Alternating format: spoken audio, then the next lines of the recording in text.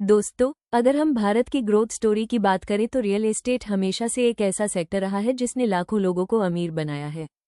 घर, जमीन या प्रॉपर्टी सिर्फ रहने की जगह नहीं है, बल्कि यह एक ऐसा एसेट है जो समय के साथ बढ़ता ही है। 2025 रियल एस्टेट निवेशकों के लिए सुनहरा साल साबित हो सकता है, क्योंकि आने वाले समय में शहरीकरण और इंफ्रास्ट्रक्चर दोनों तेजी से बढ़ने वाले हैं।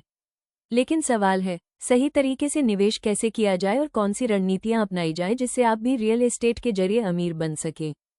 सबसे पहला और महत्वपूर्ण फैक्टर है लोकेशन। कहा भी जाता है कि प्रॉपर्टी में पैसा लोकेशन से ही बनता है। अगर आपने सही जगह पर निवेश किया तो प्रॉपर्टी का दाम सालों में कई गुना बढ़ सकता है। कोशिश करें कि आप ऐसे एरिया में निवेश करें जहां मेट्रो का विस्तार हो रहा हो, नई सड़कें और हाईवे बन रहे हो या फिर कोई बड़ा आईटी पार्क और इंडस्ट्रियल जोन विकसित हो रहा हो। ये सारी चीजें सीधे सीधे जमीन की कीमत को ऊपर ले जाती हैं। दूसरा सबसे पॉपुलर और फायदेमंद विकल्प है प्लॉट और लैंड में निवेश। जमीन एक ऐसी चीज है जिसकी सप्लाई सीमित है, लेकिन डिमांड हमेशा बढ़ती रहती है। इसीलिए जमीन का भाव कभी घटता नहीं, बल्कि समय के साथ बढ़ता ही है। अगर आप छोटे छोटे प्लॉट्स खरीदकर 3 से 5 साल के लिए होल्ड करें तो अच्छे प्रीमियम पर उन्हें बेच सकते हैं। कई बार आप जमीन पर छोटे छोटे कंस्ट्रक्शन जैसे शॉप या कमरे बनाकर किराए पर भी दे सकते हैं, जिससे आपकी इनकम डबल हो जाती है। अब बात करते हैं रेंटल इनकम की। अगर आप चाहते हैं कि हर महीने आपके पास एक स्थायी और रेगुलर इनकम आती रहे, तो प्रॉपर्टी को किराए पर देना सबसे आसान और बढ़िया तरीका है। चाहे वो रेसिडेंशियल फ्लैट हो, कोई शॉप हो या ऑफिस स्पेस, हर जगह किराए की डिमांड बनी रहती है। 2025 में खासकर स्टूडेंट हाउसिंग, पीजी और को वर्किंग स्पेस की डिमांड तेजी से बढ़ने वाली है। इन सेक्टर्स में निवेश करने से आपको लॉन्ग टर्म तक अच्छा रिटर्न मिलेगा। अगर आपका बजट बड़ा है तो कमर्शियल रियल एस्टेट 2025 का सबसे हॉट ट्रेंड होगा। शॉपिंग कॉम्प्लेक्स, रिटेल आउटलेट्स और गोदामों की डिमांड तेजी से बढ़ रही है। खासकर ई कॉमर्स कंपनियों के आने से वेयरहाउस की जरूरत बहुत ज्यादा है। यानी अगर आपने सही समय पर सही कमर्शियल प्रॉपर्टी में निवेश किया तो रिटर्न आपकी उम्मीद से कहीं ज्यादा होगा। जिनके पास बड़ा बजट नहीं है, वे रियल एस्टेट इन्वेस्टमेंट ट्रस्ट यानी REITs में भी निवेश कर सकते हैं।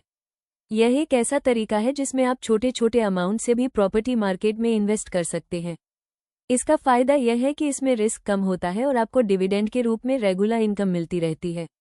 आने वाले समय में REITs का मार्केट और भी तेजी से बढ़ेगा, जिससे छोटे निवेशक भी रियल एस्टेट का हिस्सा बन पाएंगे। अब बात करते हैं लोन और फाइनेंसिंग की। कई लोग सोचते हैं कि लोन लेना खतरनाक है, लेकिन सच ये है कि अगर आप सही कैलकुलेशन के साथ लोन लेते हैं तो ये फायदेमंद होता है। मान लीजिए आपने कोई फ्लैट खरीदा और उसका EMI 20,000 रुपये है, लेकिन आप उसे 22,000 रुपये किराए पर दे रहे हैं, तो आपका EMI खुद ब खुद निकल जाएगा और प्रॉपर्टी आपकी नेटवर्थ बढ़ाती रहेगी। 2025 में रियल एस्टेट सिर्फ जमीन और मकान तक सीमित नहीं रहेगा, बल्कि इसमें डिजिटल टेक्नोलॉजी का भी बड़ा रोल होगा। वर्चुअल टूर, ऑनलाइन बुकिंग और ब्लॉकचेन ट्रांजैक्शन अब रियल एस्टेट को और ट्रांसपेरेंट बना रहे हैं। अगर आप एजेंट हैं तो डिजिटल मार्केटिंग के जरिए अपने क्लाइंट बेस को बढ़ाना बेहद जरूरी है, क्योंकि ग्राहक अब ज्यादातर ऑनलाइन ही ढूंढते हैं। और अंत में सबसे जरूरी बात, रिसर्च और लीगल चेक। कई लोग सिर्फ सस्ती कीमत देखकर निवेश कर लेते हैं और बाद में प्रॉपर्टी विवादों में फंस जाते हैं। हमेशा ध्यान रखें कि जमीन या मकान का टाइटल क्लियर है या नहीं, रजिस्ट्री सही है या नहीं, और कोई लीगल दिक्कत तो नहीं।